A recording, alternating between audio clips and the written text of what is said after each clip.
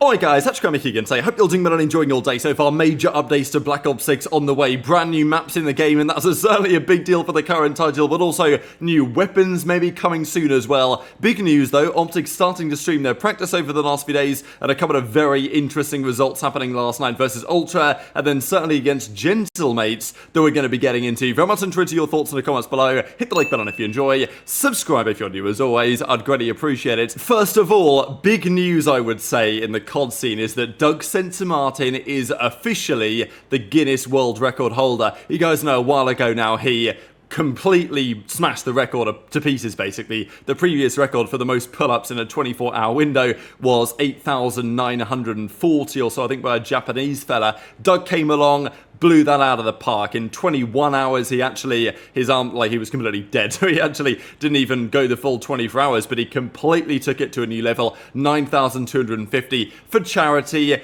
on all video evidence and all that. But you guys know the drama a few weeks ago now where Doug was rejected as the world record holder by Guinness, who you know, they run it officially, and the problem is that even though you clearly hold the world records, and there's video evidence that he has broken the world records, if he's not an official Guinness Book of World Record holder, then it doesn't quite hit the same, and Guinness know that, so they make it more challenging and more expensive to get yourself in the Guinness Book of World Records, basically. So he reached out to them, and there was some drama on this. Of course, Doug was then rejected. His record attempt was rejected because he also did it for charity and for, like, other entities. And if that happens, then you have to apply through different channels. Doug hadn't done that, and therefore his, basically, attempt was rejected. Now, I said at the time I was pretty confident that Doug would get approved just because, you know, the record is there. It's clearly evident that he's done it. The video evidence isn't going away anytime soon. So I think it was probably only a matter of time until Doug forked out the money or whatever that he needed to pay to make this happen. I thought this is funny as well. Look at the email. He's like, oh, congrats, you're now the world record holder. Like, the most impressive achievement that anyone in this category has done in the history of humanity. And if you want to buy your certificate, here you go. Like, we don't even give you the certificate, right? You can buy your certificate, your record holder certificates, frames, other merchandise exclusive to record holders. So look, you know, it's a for-profit company. They're trying to make a profit. It is what it is. But yeah, it's good to see, right? Because everyone knew that Doug had done it, but getting that, like, official Guinness World Record confirmation was pretty cool. So yeah, just another reason to celebrate Doug's mega accomplishments now. And yeah, we saw it officially confirmed here. It was yeah, October the 16th when they denied the record attempt, and now a few weeks later they've got that all ironed out. Let's talk though about Black Ops 6, because the first Season 1 roadmap of BO6 and Warzone was revealed yesterday. And this is a big deal, and there's some good stuff in here. Treyarch actually might have cooked up something good again. So the key thing, I mean, we can look bottom right, we can look at the Saug, we can look at, you know, the Krig, right, and there's a few other guns that are potentially coming back into play as well, but the main thing that is raising attention is Ranked, we'll get into that, but also the brand new maps. Hideout, Extraction, Heirloom is a 2v2 map, so that's not really going to work. The big point, though, of course, is Hacienda, the Black Ops 4 map, maybe my favourite map in that game, to be honest. And a map that, by Black Ops 6 standards, is massive. Like, Hacienda, big mansion, or I guess Hacienda, right, is what you might call it in Spain. It's probably Hacienda, or I don't know, I'm probably pronouncing it horribly. But whatever. It's a map that people know, and it's coming back. And these are all the other things that are happening as well. So this is a big deal yesterday, right? This is how Hacienda looks in the new title. And to be honest, it's the same map. I mean, fundamentally, everything looks just identical, which is good. I don't think we want to be doing these remakes like what happened with Crash back in MW19 when they brought back Crash a load of times and they made changes to it, or they added doors to it, and it's like, look, no, guys, just take the classics, bring them back, that's fine. Don't try and improve unnecessarily in what was a phenomenal map back in the day, but I'm like, this map was played for basically everything, and it could be played for basically everything again here in Black Ops 6. So if you guys didn't play Black Ops 4, Hacienda was phenomenal, but as I say, by modern standards, it's pretty damn big, certainly with the movement in this game. Black Ops 4's movement was pretty rapid at times, so is Black Ops 6, to be fair, so I'm not sure what the scaling will be. I'm hoping that it actually is the same size as the original, rather than like a smaller version, if you see what I'm saying there? But this is exciting. Now, the map does look different. I think it was my first thought as well, as it was JakeHaLy's, that, you know, where's the sun gone? Why is it cloudy, right? Like, rather than, it looks like it's set in a different country, doesn't it, really? Like, you know, it looks like Spain on the bottom and then, like, you know, England on the top. So, it is interesting, but it's the same map, fundamentally. So, I guess we can't really complain, and, okay, maybe the colour isn't as popping as it used to be, but if the map plays well, I don't really mind at the end of the day. So it's good to see. There are, of course, some visual changes to some of the designs, but even some of the patterning here, they're basically just copied and pasted it, right? So it just makes a lot of sense. Now, another big point, we have new weapons in the game. This is the Krig on the left-hand side. Now, the Krig is kind of like the Aims, and there's a couple of other guns that kind of feel like the Krig on some level, but this is the one that's got people excited, right? And this, of course, is the Saug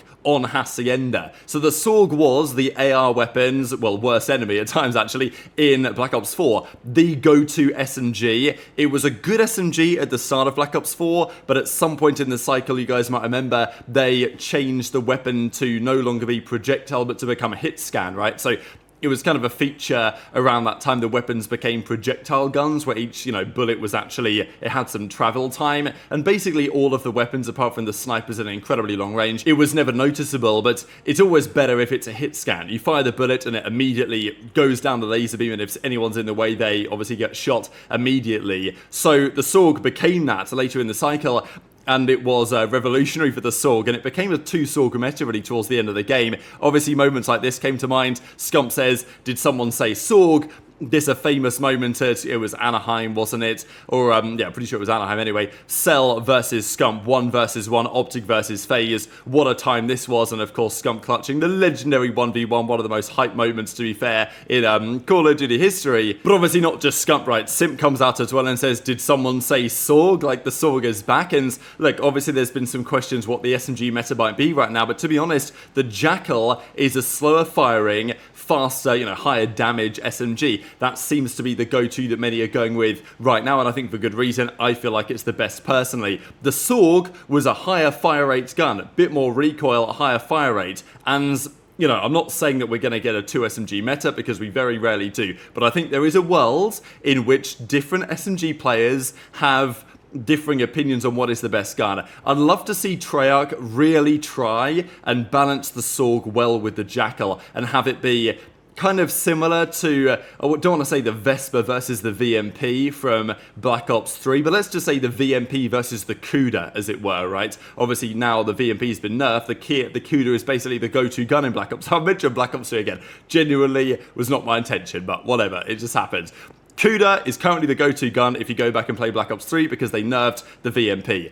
If the VMP was as good as it was, the VMP was the dominant gun, but the Kuda was still viable in that meta, in my opinion, at the very least. So I'm hoping that we get something like that, where either the Jackal or the Saug is the go-to SMG, but ideally they would be balanced, such that one fires a bit faster, one fires a bit slower, but with more damage and maybe more range or whatever, and some SMGs will choose one over the other. I think that would be ideal. It may be wishful thinking. Dashy certainly wishfully thinking about the possible return of the Maddox, right? Because we're looking at Black Ops 4, Hacienda's coming back, the Saug's coming back. Like, there's clearly pieces here of Black Ops 4 coming back into Black Ops 6, and for very good reason. Black Ops 4, one of the best CODs ever, one of the CODs I had most fun on. Not number one, as you know, but, you know, not far away. But as Dashy says, what about the Maddox? Because that was Dashy's not his first gun as a competitive player, really the K-bar pretty much. Back in Infinite Warfare, Dashy was well known on, but shortly after that, when Black Ops 4 was around and Dashy was on the Maddox, like, that was the gun that he made his trade on. And yeah, I think he's looking forward to potentially that returning into the game. And Kenny's excited as well to see Hacienda back in business too. So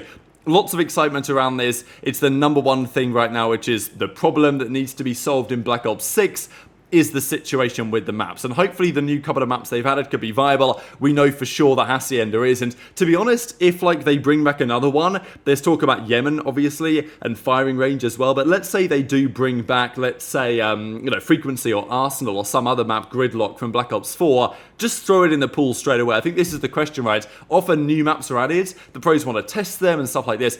I think this season, at least hopefully, if a map like Arsenal comes back in, I hope the pros just say, all right, let's just try it in right now. And rather than be like, oh, we need to test it. And the issue is then that there's deadlines for the league to change the map set and change the rules officially. So often it ends up being like 6 weeks after the map gets added that the pros actually start playing it. We don't want any of that, especially if it's a map that's known to be good, especially given the current map pool isn't exactly the best we could ever see. Now, ranked play is around November the 21st, so, you know, not bad, to be fair. If they actually launch it then, it's pretty good going. Less than a month after the game comes out, not bad at all. And there's some features too. Map and mode veto is possible. There's some debate on whether that's really a good idea or not, just because, you know, should you have to be the best on all of the maps? I'm kind of, to be fair, I kind of like the no map vetoes back as it was in like Black Ops 2 or something, but even then, some people would see Meltdown, Search and Destroy, and they would just quit as soon as it happens, which was never great. So we'll see how that goes. Forfeit as well, so if you're getting slapped around, then you could just quit the game early, I guess, and you know, full parties of 4 can play together regardless of their individual rank, which is always, I think, a good idea to get more people and parties into the game. So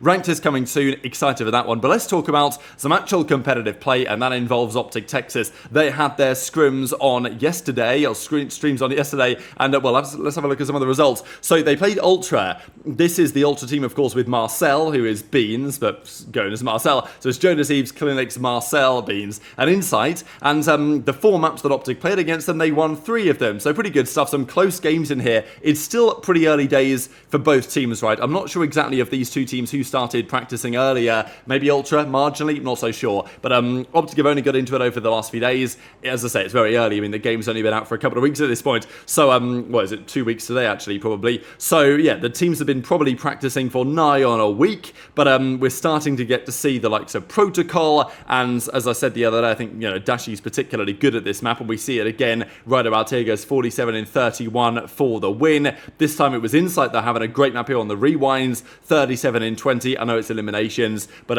what can you do, unfortunately? So OpTic lose this one, but the other 2 maps they did win. Some close forward affairs as well. Skyline 250-242, and then they won the Vault 250-230. So good maps really for sure across these 2 teams. Very competitive so far. I think that Ultra, at least to me, they should be the 4th best team. Behind OpTic, FaZe and Thieves, Ultra I think do have the strongest squad that anyone has put together. But there are other teams in contention as well, certainly when it comes down to Gentlemates. So this I thought was very interesting, because Gentlemates, this roster of Kismet, Priestahh, Skyz and Lynz, they on paper are a pretty fundamentally sound roster, right? I mean, we've got Kismet, who seems pretty good on this game so far. Obviously, Skyz is very much so a known quantity, I think. But look, let's have a look at the numbers. 35 in 19. You don't often see that type of impact from Skyz in terms of pure, you know, let's say engagements, right? And maybe Skyz is deciding that this year maybe is the year for the ARs to level up their speed again, kind of what we've seen from Dashy so far. So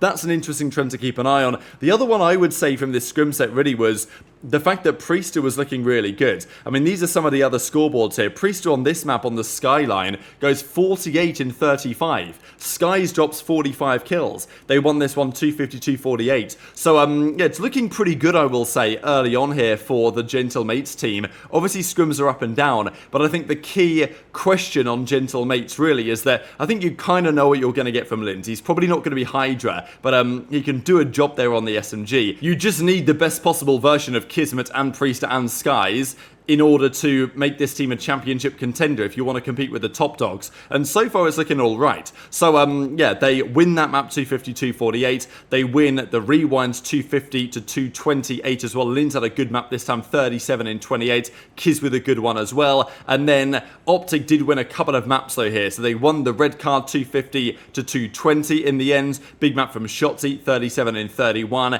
And then they won the Vault as well, 250-177. Great map again from Shotzzy here, pretty much. So, yeah, early days as always, but on this occasion it was Gentlemates getting the 3-2 victory. So very much interested to your thoughts on all of this stuff in the comments below. Hit the like button if you enjoyed, subscribe if you're new, take care, and I'll see you next time.